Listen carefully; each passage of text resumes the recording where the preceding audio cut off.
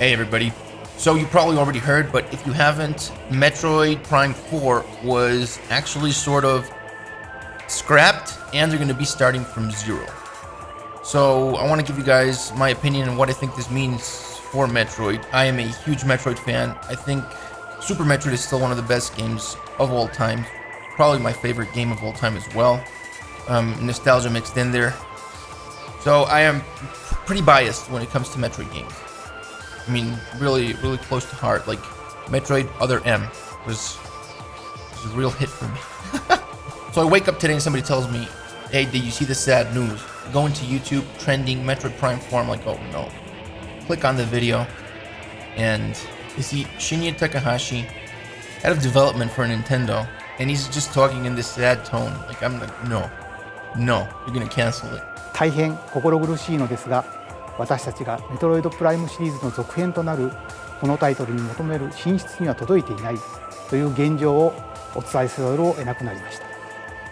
And basically the news is that they weren't happy with what was coming out. They scrapped the entire game, 2 years of work, millions of dollars, and they're going to just start from zero again with Retro Studios. I do understand why this is frustrating, because it is frustrating for me to know that we're not going to be able to play this game anytime soon. It's probably going to be at least, 2-3 years more? But I think this is good news, and I think it also shows that Nintendo actually cares about its fans and about its games. And I think that's something rare right now. Many companies have rushed games and pushed them and just try to keep up and make money as fast as possible. And you can see that Nintendo, I mean, obviously they want to make money, they're a company. I'm not saying that they don't care about money and they only care about making us happy. That's obviously not the truth. What makes them different from the rest of the companies, and why I think this is good news, is that they're actually willing to throw away years and millions of dollars because this product was not up to their standard. I think that's why Nintendo games still remain some of the best games, if not the best games, in the industry.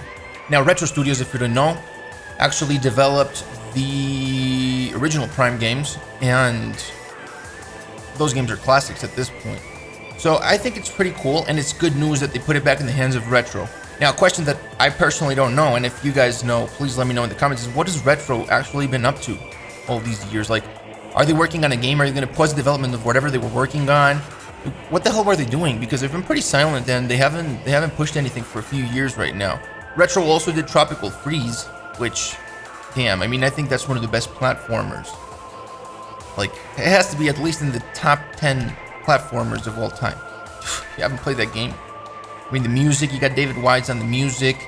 Platforming is perfect. The levels have such variety and such life, and I'm going off topic, and I'm sorry. Let's get back to Metroid. So yeah, I think this is good news because we see that Nintendo does care about this game. And this is sort of like I think Metroid's last shot, because it's not one of Nintendo's biggest selling games. It's not a Zelda, it's not a Mario. Like, they could have easily just released a crap game. Fans would have bought it, the sales would have been the same, and that would have been the last Metroid we've seen. But they do care about the series. You can see that, and that's only my opinion, obviously. But I do think that they're showing that they care about the series and about the fans of the series. I mean, if it were Zelda and it's not up to their standard, I understand, like, Zelda's gonna sell insane amounts. It's gonna make you so much money. But I think Prime, I know it, I mean, it is a good selling game, but it's not one of their best selling. And let's say that this one sells 1 million and Zelda's gonna sell 5 million. I'm just making numbers up, I'm sorry, but you know my point.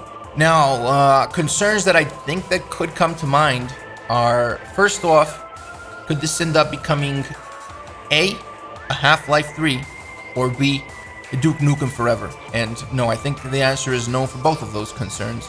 Now, first off, I don't think it would become a Half-Life 3 because they already started full funding and development with Retro, according to what was said in the video. So it's on its way, people are waiting for it, and they already confirmed it. Half-Life 3 was never confirmed.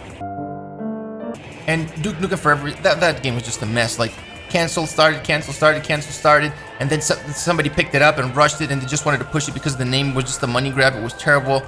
I don't think they're the same, but they do come to mind because you're talking about games being pushed or games being canceled and restarted, or, you know, I don't know.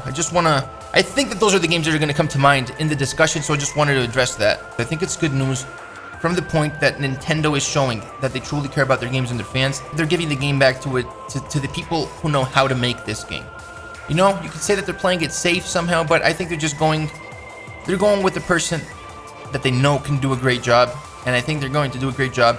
I'm really hyped for the game. The only bummer is that we're going to have to wait probably another 3 years for it. Now, a point to consider is that Retro Studios doesn't have the exact same people that were in the development of the original Prime, but I don't think that's a valid point because, first of all, some people actually left from Prime 1 to Prime 2, and Prime 2 is excellent, and Donkey Kong Tropical Freeze was made with the people that are currently at Retro, as far as I'm concerned. And I mean, I think that game speaks for itself. Now, just to conclude, and please let me know what you think in the comments, and we'll continue this discussion down there. But I do think it's kind of a bummer because of the waiting time. It's going to be 3 years probably. But I do think it's good news. I think we're going to get a better game. At least we're going to get a game that is to the level of Metroid Prime.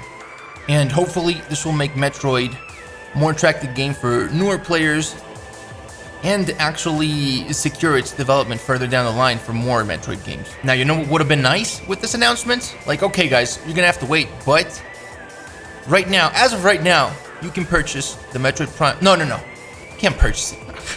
We're gifting you the Metroid Prime Trilogy Remastered for Nintendo Switch.